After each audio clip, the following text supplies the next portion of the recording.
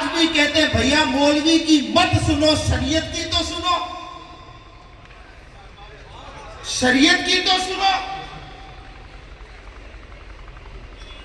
افضل الناس بعد الانبیاء والمرسلین سیدنا صدیق اکبر رضی اللہ تعالی عنہ. اب ویڈیو کال کا بھی آپ سمجھ چکے ہوں گے.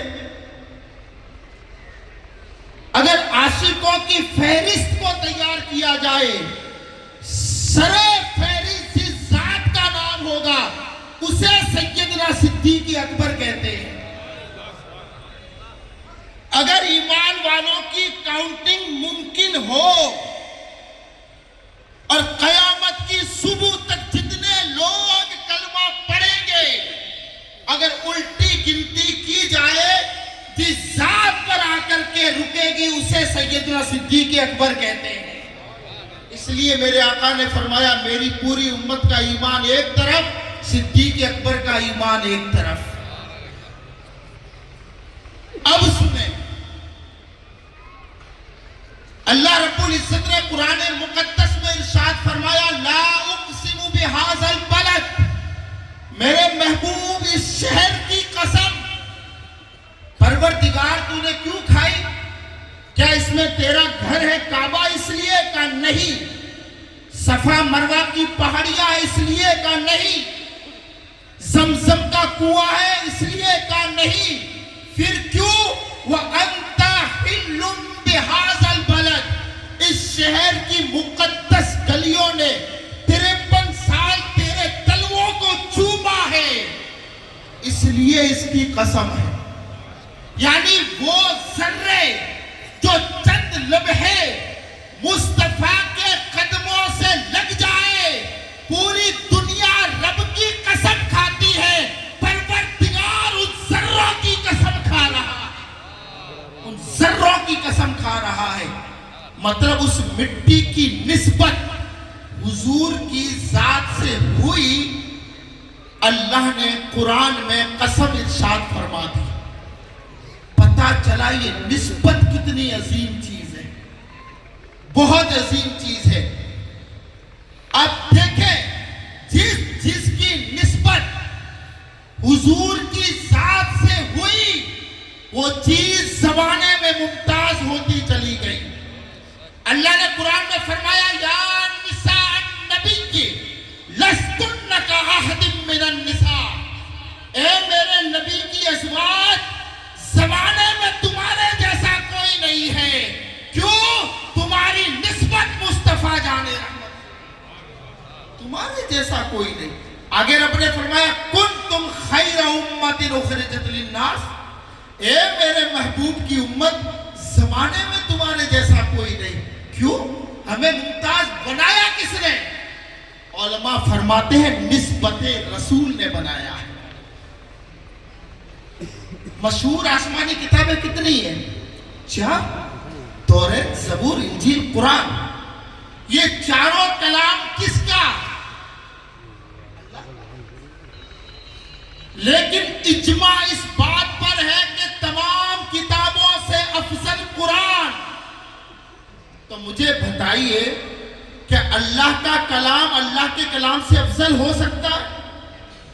ہرگز نہیں ہو سکتا. تو پھر قرآن افضل کیوں؟ اور کلام متکلم کی صفت ہوا کرتی ہے. توریت بھی اللہ کا کلام، زبور بھی اللہ کا کلام، انجیل بھی اللہ کا کلام، قرآن بھی اللہ کا کلام.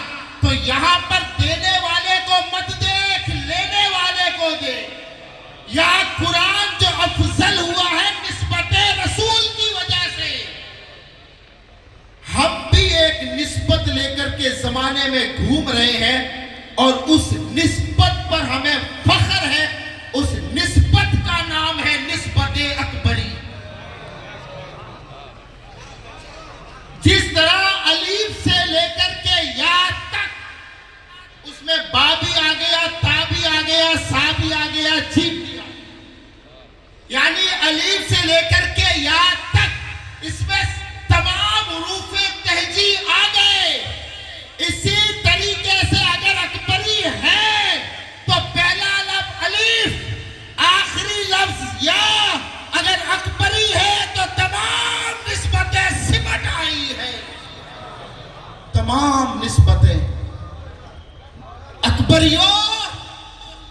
نسبت کا خیال کیجیے. اللہ نے یہ عظیم دولت ہمیں عطا فرمائی ہے. یہ اکبری نسبت، اس کو کمزور مت سمجھ. یہ محمودی نسبت، اس کو کمزور مت سمجھ. محمود شاہ جیلانی علیہ رحمہ کے کردار کو دیکھ، پڑھا ہوگا نا. محمود شاہ جیلانی کے اخلاق کو دیکھو، محمود شاہ جیلانی علیہ رحمہ کے کریکٹر کو دیکھ. قسم خدا کی اکبری اور محمودی، تم صرف زبان سے اکبری محمودی مت بنو. تمہارا کردار بھی محمودی ہونا چاہیے، تمہارے اخلاق بھی محمودی ہونے چاہیے، تمہارا کریکٹر بھی محمودی ہونا چاہیے.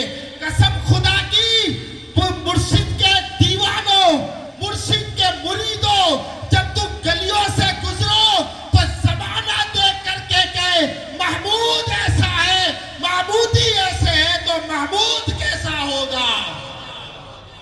اکبری ایسے ہے تو اکبر کیسا ہوگا؟ اللہ اکبر. بس آخری بات، الحمدللہ ہم سب آج یہاں پر جمع ہے. یہ فیض اکبری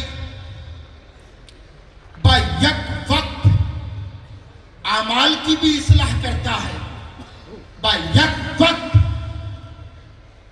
مومنوں کے ایمان کی حفاظت کرتا ہے، با یک وقت عقائد کی بھی اصلاح کرتا ہے. یہ بات گانٹھ باندھ لو اس کو کہ نبیوں کے بعد تمام مخلوق میں اگر کوئی افضل ہے تو سیدنا صدیق اکبر کی ذات ہے.